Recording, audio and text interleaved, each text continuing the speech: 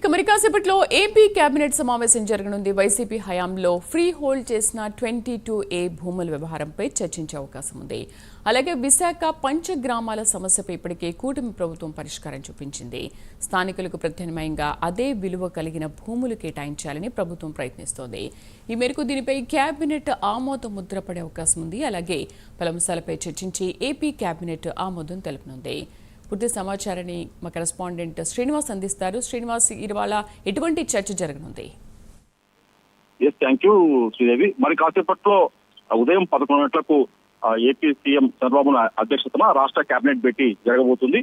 ఈ కేబినెట్ భేటీలో కూడా పలు అంశాలపైన కూడా మంత్రిమండలి చర్చించి ఆమోదం తెలిపే అవకాశం ఉంటుంది. ప్రధానంగా చూసుకుంటే ఏదైతే ఎస్ఐబిబి సమావేశంలో ఆమోదించిన పారిశ్రామిక ప్రతిపాదనలు కూడా ఈ కేబినెట్ భేటీలో చర్చించి దానికి గ్రీన్ సిగ్నల్ ఇచ్చే అవకాశం ఉంటుంది. దాదాపు ఎస్ఐబిబికి సంబంధించి కూడా దాదాపు 44,000 కోట్ల రూపాయలకు సంబంధించి కూడా ప్రతిపాదన కూడా ఎస్ఐబిబిలో ఆమోదించారు. దీనిపై కూడా ఈ రోజు కేబినెట్ భేటీలో చర్చించి దానికి గ్రీన్ సిగ్నల్ ఇచ్చే అవకాశం ఉంటుంది. దీని ద్వారా కూడా రాష్ట్రంలో దాదాపు 14,000 మందికి ఉపాధి ఉద్యోగ అవకాశాలు లభించే అవకాశం ఉంటుందని చెప్పేసి కూడా ప్రభుత్వం భావిస్తుంది.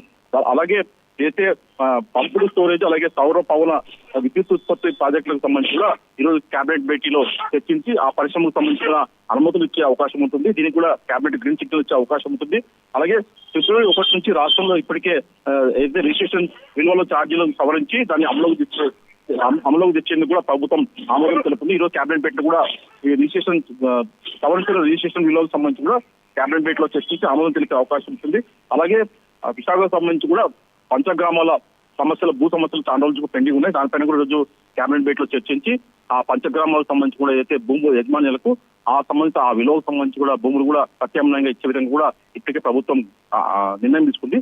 దానికి సంబంధించి కూడా ఈ రోజు కేబినెట్ భేటీలో చర్చించి ఆమోదం తెలిపే అవకాశం ఉంటుంది. అలాగే 22A ఫ్రీ హోల్డ్ భూములకు ఆయా జిల్లాల్లో స్టేటస్ నోట్ ను కూడా మంత్రి మండలికి సమర్పించున్నారు. ఈ రోజు సబ్ కమిటీ ఏదైతే నివేదిక ఉందో ఆ కమిటీ కూడా ఈ రోజు మంత్రి మండలిలో నివేదిక ఇచ్చే అవకాశం ఉంటుంది. అలాగే ఉగాది నుంచి P4 విధానం అమలు చేసే అంశం పైన కూడా ఈ రోజు కేబినెట్ భేటీలో చర్చించి ఒక నిర్ణయం తీసుకునే అవకాశం ఉంటుంది. అలాగే ఉన్నత విద్యా మండలికి సంబంధించి కూడా ప్రత్యేక కమిషనరేట్ ఏర్పాటు చేయాలని చెప్పేసి కూడా ప్రభుత్వం భావిస్తుంది. దీనికి సంబంధించి కూడా కేబినెట్ భేటీలో చర్చించి అమలు తెలిపే అవకాశం ఉంటుంది. అయితే ఉన్నత విద్యా మండలి అమల్లోకి వస్తున్నట్టు దానికి సంబంధించి కూడా సాంకేతిక విద్య, ఐసెట్, లా సెట్ లాంటి పరీక్షలు కూడా ఆ ఉన్నత విద్యా మండలికి అప్పగించే అవకాశం ఉంటుంది.